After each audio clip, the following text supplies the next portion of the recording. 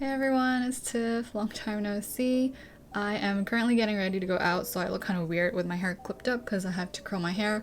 But I'm trying to multitask because I wanted to film a video to commemorate my 5th year in Korea. Yeah, so it's been so long. I didn't even expect to be here for 5 years. Originally, I wanted to make like a short or reels, but I know that I just talk a lot and I babble on, so I'm just gonna stick to the long form YouTube video. And I wanted to, remember this for myself for the future. So I wanted to kind of film and talk about some of my 5 things for Korea because it's been 5 years, 5 accomplishments or most memorable moments, 5 things I like about living in Korea, 5 things I don't like about living in Korea, and 5 things that I still want to do before I leave Korea, which honestly I hope it's gonna be sometime this year before I hit my 6th year. Thank you for being with me on this journey of 5 years in Korea. Really didn't expect to be here so long because I thought I was just gonna be here 1 year and then go back, and somehow it's been 5 years. Not that it's a bad thing, but yeah, let's get to it. I'm also gonna be doing my hair. I hope I can multitask. I'm kind of scared. I haven't done my hair in a long time or curled my hair in a long time. Let's see.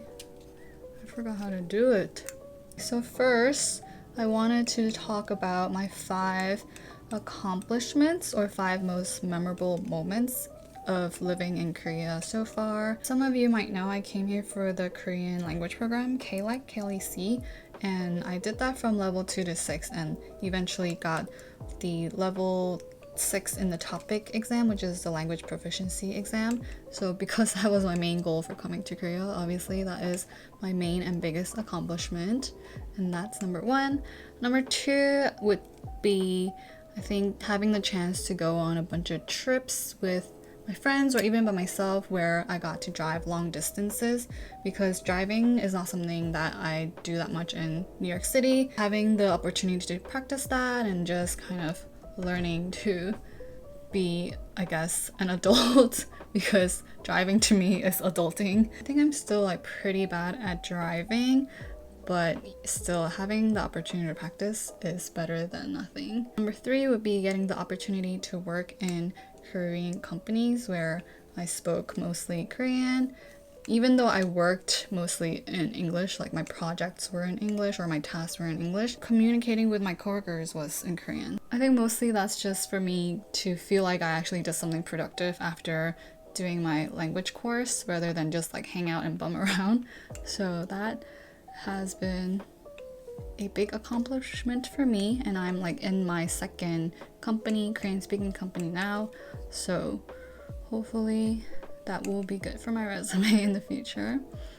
And then number 4 would be being casted in a dating reality show.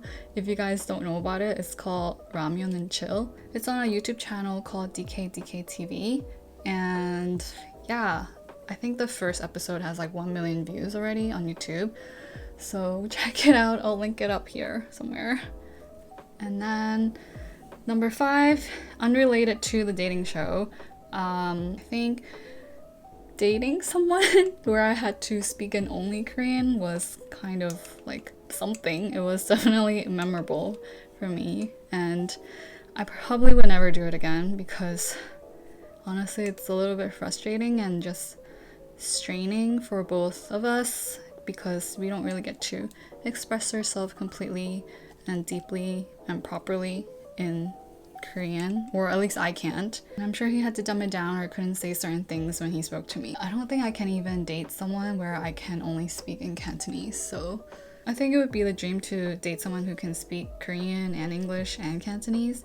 So if you're that someone, please let me know. Just kidding. Okay, so that was the 5 most memorable moments of these past 5 years. And then 5 things that I like about living in Korea.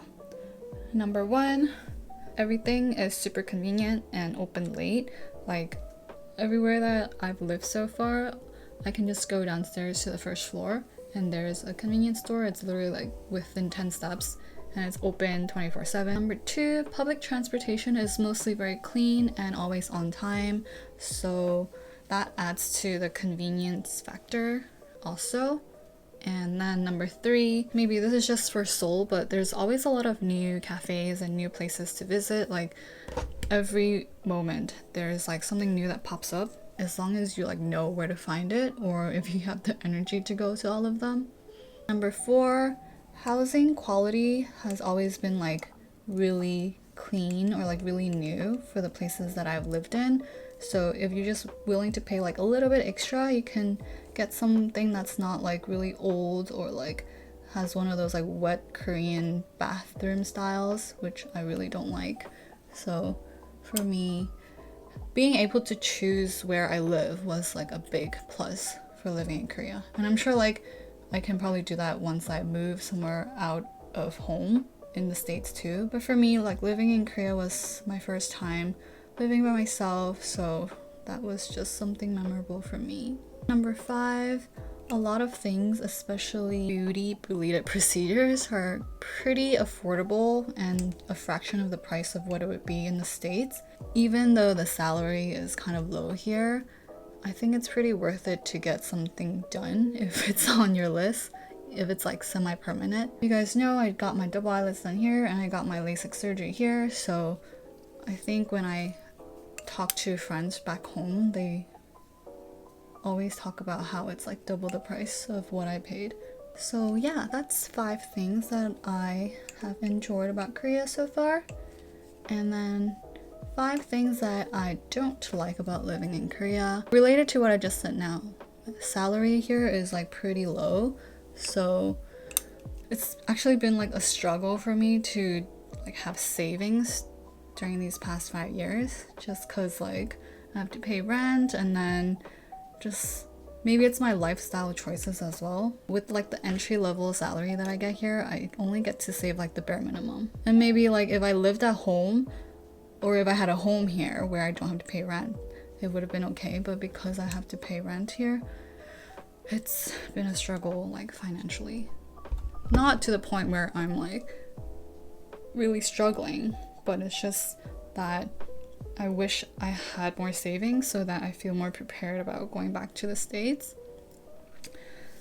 But again, that might be because of just like personal choices. And number 2, I think the culture here where there's just like a hierarchy with age and like status, like age is king and you just have to respect someone or like listen to someone, no questions asked just because they're older than you or whatever. Like I just don't get that. I know like it's a thing to make your life easier if you just do it and like ask no questions, but I just don't get it sometimes. And number 3, one thing that like still irks me sometimes when the elderly just push you out of the way to get to places and they just like don't say sorry, don't even say excuse me or anything. On the subway, they're just like Moses parting the Red Sea and they just push everyone out of the way like this. Number 4, this is more of a generic thing than living in Korea, I think, but it gets really lonely living here without like family, and like all your friends are just other expats who leave and you just kind of have no root eventually. It kind of gets to you, especially Korea, I think, because it's such a big couple culture. Like everywhere you go, people are in couples, like, or in groups. Like people don't really do things alone too much. If you're the only one doing stuff alone, it kind of gets to you. And yeah, loneliness just kind of kicks in and hits you in the mental health. And then number 5, almost everything requires some sort of like proof of name or proof of phone number. So if you're like still waiting on your visa, or you're like don't have a visa, you're just a tourist, it's hard to get things done, or even hard to like order food online or buy things online. So that could be inconvenient for, you know, someone who was just visiting for like 3 months on a tourist visa. I've experienced that when I'm like waiting for my visa to come out. So every time I have to change my visa, it got a bit frustrating because I had to wait that window period before I can change my name or change my phone number and stuff. And then 5 things that I wish to do before I leave Korea. I'm actually still thinking about it. I feel like I've done a lot of things already. Super grateful for everyone who was part of my life these past 5 years, and I just feel like I have no regrets if I were to leave.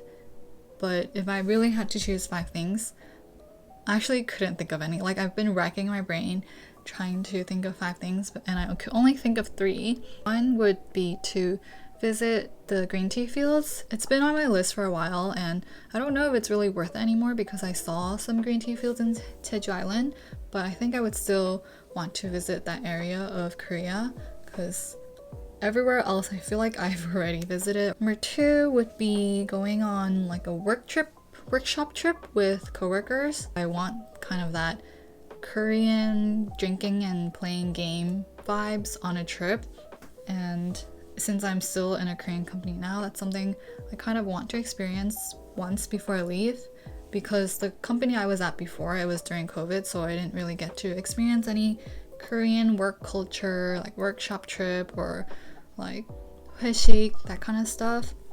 Even now my company, like I don't think we'll have any, but if there's a chance. Otherwise, I just want to have another vacation or trip with a group of friends, rent out a pension villa thing or like a camping thing and just drink and hang out and play games. And number 3, it's not something I can do alone. I don't think I can even do it this year before I leave, but I wanted to do like a Korean style wedding photo shoot. The bride always looks super pretty, and they have like the whole full day of like doing your makeup, and you choose like 5 dresses and do like a bunch of photo shoot. And yeah, it's something that I wanted to do, and I'm sure I can do it in the future if I just come back to Korea. Otherwise, if there's some sort of wedding photo shoot experience I can do with all like the makeup and picking dresses and everything, let me know. Or if I'm like the wedding dress model and you just want me to be the model for you, like I would like to get all dolled up and wear all those wedding dresses. So yeah, those are my 3 things that I thought of. I wish I could think of 2 more, but I just couldn't, which I think is a good thing because it just means that I've already done a lot in Korea. But if there's anything that you guys have on your list that you would want to recommend to me to do before I leave Korea, please let me know in the comments down below. And yeah, I hope I can look back on this video in the future and just appreciate my time that I spent in Korea. I make it sound like I'm leaving next month, but the plan is to leave by early next year, 2024, hopefully by end of 2023. And if there are any updates, you can follow me on Instagram because I don't think I'll be too active on YouTube anymore. And if you guys have any questions, just let me know, message me, DM me, and I'll see you guys on Instagram. Bye!